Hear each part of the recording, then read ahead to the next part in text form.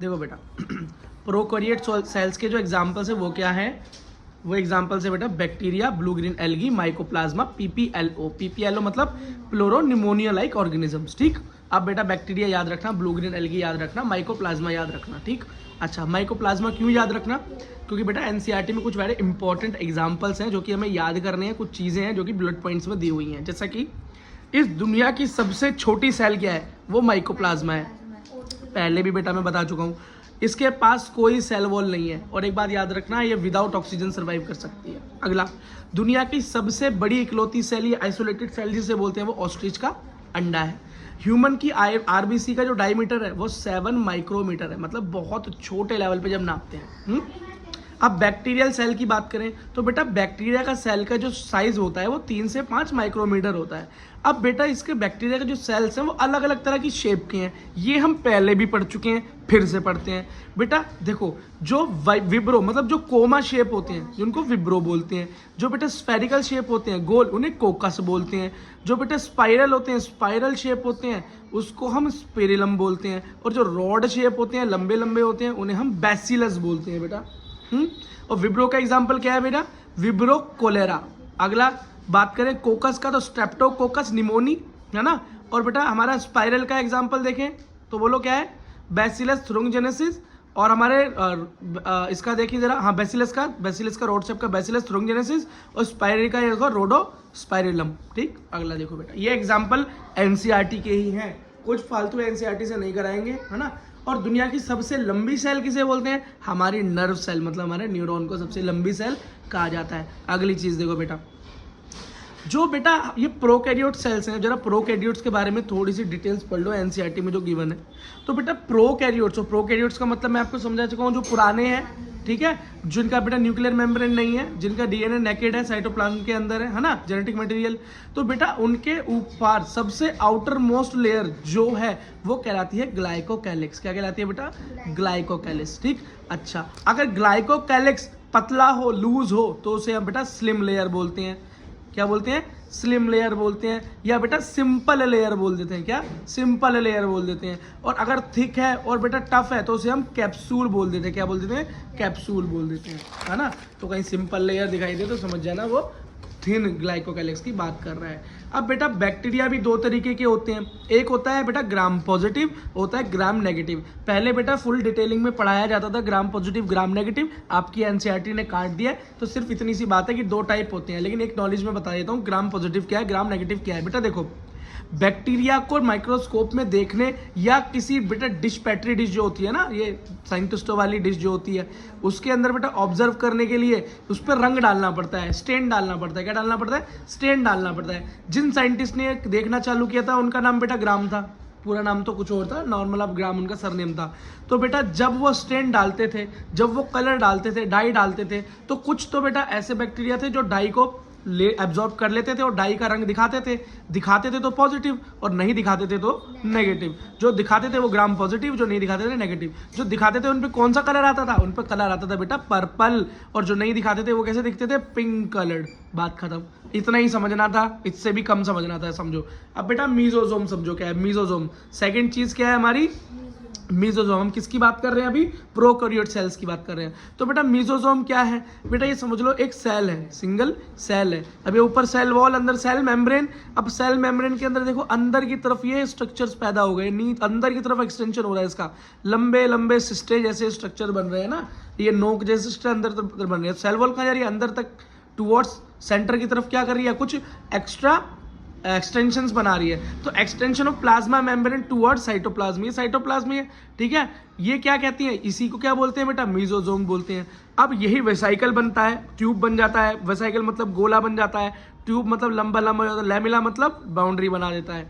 ठीक, ये करते क्या है, ये बेटा सरफेस एरिया को बढ़ाने का काम करते हैं। देखो ना, जितना ज़्यादा ये एक्सटेंशन बढ़ेगा उतना ज़्यादा सरफेस का एरिया तो बढ़ेगा, सरफेस बढ़ ही रहा है, बट इस तरीके से नहीं बढ़ रहा, तो इस तरीके से बढ़ रहा है अंदर की तरफ। अब देखो सेल वॉल फॉर्मेशन में सबसे इंपॉर्टेंट चीज़ बेटा यहाँ से क्वेश्चन आता है कि मीजोजोम का काम क्या है। तो बेटा एक तो वो सेल वॉल बनाता है, क्या बनाता है, सेल वॉल बनाता है। डीएनए रेप्लिकेट करवाता है, मतलब जब हमारी सेल डिवाइड करती है तो डीएनए भी तो डिवाइड होता है अंदर, तो उसका रेप्लिकेशन करवाता है, मतलब उसकी कॉपी बनाने में काम आता है। दूसरा रेस्पिरेशन, मतलब अंदर ही हमारे यहाँ पर ग्लूकोज की फॉर्मेशन होती है, ऑक्सीजन का यूज करके एनर्जी बनाई जाती है, मतलब रेस्पिरेशन भी इसी के अंदर होगा। और एक और देखो सिक्रीशन प्रोसेस, और जो वेस्ट मटेरियल बनेंगे या CO2 वो बेटा बाहर यहीं से निकलेगा। जब अंदर रेस्पिरेशन हो रहा है तो CO2 यहीं से एक्सक्रीट होगा। बहुत इंपॉर्टेंट है बेटा, यहाँ से नीट में बहुत बार क्वेश्चन आया है, हो सकता है फिर कोई क्वेश्चन यहीं से बना दे, क्योंकि बनाने के लिए बहुत चीजें हैं, बहुत सारे फंक्शन है मेसोसोम के जो कि पूछे जा सकते हैं। सरफेस एरिया का बढ़ना, सेल वॉल फॉर्मेशन होना, डीएनए का रेप्लिकेट होना, रेस्पिरेशन का होना और सिक्रेशन प्रोसेस का होना। ठीक है बेटा, ओके बेटा। अगली चीज देखो जरा, प्लाज्मिड। क्या देखो, प्लाज्मिड। एक बेटा बैक्टीरिया के एक स्ट्रक्चर हो रहा है, इसे हम प्लाज्मिड बोलते हैं। इसके बारे में बेटा हम 12th क्लास में तो बहुत डिटेल में पढ़ने वाले हैं, लेकिन अभी जितना आपकी एनसीईआरटी में है सफिशिएंट उतना पढ़ लेते हैं। ठीक, ये मानो बेटा एक पूरा का पूरा एक सेल बनाया मैंने। क्या बनाया, एक सेल बनाया। ठीक, अब बेटा आपको पता है बैक्टीरिया के अंदर क्या होता है, एक स्मॉल सर्कुलर डीएनए होता है, एक्स्ट्रा न्यूक्लियर डीएनए जिसे बोलते हैं, या एक्स्ट्रा क्रोमोसोमल डीएनए। ये तीनों एक ही नाम है, स्मॉल सर्कुलर डीएनए या एक्स्ट्रा न्यूक्लियर डीएनए या एक्स्ट्रा क्रोमोसोमल डीएनए, बोलो एक ही बात है, क्योंकि दो डीएनए पाए जाते हैं। प्लाज्मिड में कैसे डीएनए पाए जाते हैं, दो। एक तो बेटा नॉर्मल डीएनए तो है बैक्टीरियल डीएनए या जीनोमिक डीएनए या क्रोमोसोमल डीएनए या न्यूक्लियर डीएनए, एक ही बात है। ठीक, कोई भी बोल लो। मेन ये न्यूक्लियस है, न्यूक्लियस मैंने थोड़ा साइड में बना रखा है क्योंकि दो डीएनए दिखाने। दूसरा डीएनए क्या है, स्मॉल है, सर्कुलर है। अब इसको एक्स्ट्रा बोल लो, एक्स्ट्रा क्रोमोसोमल बोल लो, कुछ भी बोल लो। ठीक है, अगला बेटा प्लाज्मिड का काम क्या होता है। प्लाज्मिड बेटा ट्रांसफॉर्मेशन में मदद करता है। किसमें, ट्रांसफॉर्मेशन ऑफ सेल में मदद करता है। बहुत ज़्यादा सीरियस लेने की जरूरत नहीं है इसको, 12th क्लास में आएगा। आप बोलोगे भैया नीट में क्वेश्चन आएगा यहाँ से, तो बेटा नीट का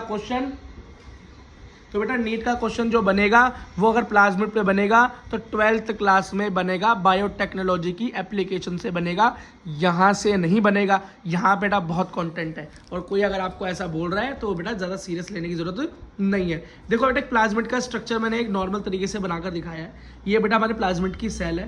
प्लाज्मिड की सेल में बेटा एक ये बाहर की तरफ ये गोल गोल एक सेल दिखाई दे रही है, इसको हम बेटा एंटीबायोटिक रेजिस्टेंट जीन बोलते हैं। इसका मतलब प्लाज्मिड जो होता है वो एंटीबायोटिक को रेजिस्टेंट कर सकता है, बच सकता है। एंटीबायोटिक क्या है, जो बैक्टीरिया की एंटी हो, जो बैक्टीरिया को मार दे, बैक्टीरिया को किल करें, है ना, या उनकी ग्रोथ को रोकें। तो ये क्या करती हैं, सेल जो इन पर मौजूद है प्लाज्मिड पे, ये एंटीबायोटिक है, रेजिस्टेंट है, रेजिस्टेंट जीन है। कैसा जीन है ये, एंटीबायोटिक रेजिस्टेंट जीन। इसका मतलब मान लो इसे मारने के लिए, इसे खत्म करने के लिए मैंने एक एंटीबायोटिक डाला, एम्पिसिलिन। एम्पिसिलिन क्या है, एक एंटीबायोटिक है। एम्पिसिलिन डाला और बेटा यहाँ पर पहले से क्या है, एम्पिसिलिन के लिए रेजिस्टेंट जीन है, तो बेटा क्या होगा, ये एंटीबायोटिक को क्या कर देगा, इस एंटीबायोटिक को कैंसिल आउट कर देगा और वो बच जाएगा। बात समझ में आ गया बेटा। अगली चीज देखो क्या है, इंक्लूजन बॉडी। क्या बेटा, इंक्लूजन बॉडी। इंक्लूजन बॉडी क्या है, प्रोकैरियोट के अंदर मिलता है। कहाँ, साइटोप्लाज्म के अंदर। ये सेल, ये साइटोप्लाज्म, बीचो न्यूक्लियस, तो ये साइटोप्लाज्म में इस तरह से बेटा मिलती हैं, साइटोप्लाज्म के अंदर मिलती हैं। कोई मेम्ब्रेन नहीं होती इनके ऊपर। इंक्लूजन बॉडी में कोई मेम्ब्रेन नहीं होता। काम क्या करते हैं, फूड स्टोर करने का काम करते हैं।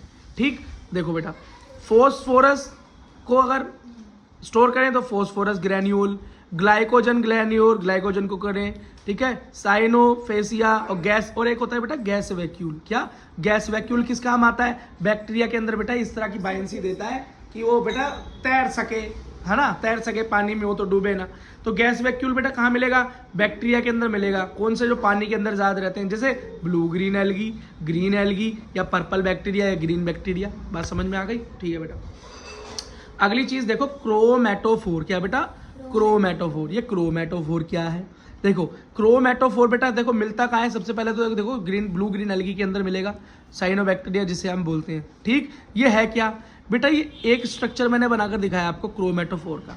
ठीक है, अब क्रोमैटोफोर के अंदर देखो सेल, बाहर सेल वॉल, कोई भी सेल हो ये स्ट्रक्चर होता है, बाहर सेल वॉल, अंदर सेल मेम्ब्रेन। सेल मेम्ब्रेन में देखो एक और एक्सटेंशन अंदर की तरफ हो रही है, तो सेल मेम्ब्रेन में देखो क्या हो रहा है, एक साइटोप्लाज्म क्या हो रही है बेटा, देखो एक्सटेंशन ऑफ सेल मेम्ब्रेन दिख रहा है ना, एक्सटेंशन हो रहा है, प्रेजेंट इन साइटोप्लाज्म। इसमें क्या बोलेगा, पिगमेंट होते हैं। इसमें क्या होते हैं, पिगमेंट होते हैं। और पिगमेंट किस काम आते हैं, फोटोसिंथेसिस के काम आते हैं। और मैंने क्या बताया था बेटा तुमको कि ब्लू ग्रीन एल्गी भी फोटोसिंथेसिस कर सकता है है ना, इसी वजह से कर सकता है। क्रोमो ये क्या है उसके अंदर, क्रोमेटोफोर है। अगला देखो बेटा, बस ये थोड़ी थोड़ी चीजें, उसके बाद मजा आना चालू हो जाएगा चैप्टर में। ये समझ लो इसकी डिक्शनरी है, ठीक। पिली या पिलाई और फिम्बरी, ठीक, ये दो तरह की चीजें होती हैं बेटा।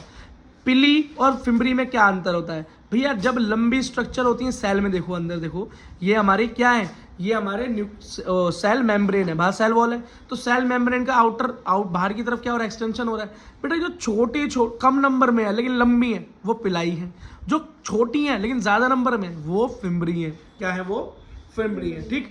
पिलाई के बारे में क्या लिखा है, वो लॉन्ग है बट लेस इन नंबर है, 1 से 5। फिम्बरी क्या है, स्मॉल है, शॉर्ट है, लेकिन देखो 300 से 400, लार्ज इन नंबर। क्या, लार्ज इन नंबर, है ना। ये क्या बनाता है, ये कॉन्जुगेशन ट्यूब बनाता है। अब भैया बोलोगे ये कॉन्जुगेशन ट्यूब क्या है, देखो बेटा, दो बैक्टीरिया के बीच में कनेक्शन बनता है, दो बैक्टीरिया आपस में क्या बनाते हैं, एक ट्यूब फॉर्मेशन करते हैं, जिसको हम कंजुगेशन ट्यूब बोलते हैं। इस कंजुगेशन ट्यूब का क्या काम होता है, एक बैक्टीरिया का डीएनए दूसरे बैक्टीरिया में पहुंचाने के लिए ये काम, हाँ, ट्रांसफर ऑफ डीएनए के लिए काम आती है कंजुगेट। इसी काम को हम कंजुगेशन भी बोल देते हैं। इसको कौन बनाती है, पिलाई बनाती है। क्यों बनाती है, क्योंकि लंबी यही है, ये तो छोटी सी है, फिम्बरी तो छोटी है, कैसे बनाएगी इतनी लंबी ट्यूब। आई होप बेटा आपको समझ में आ गया होगा।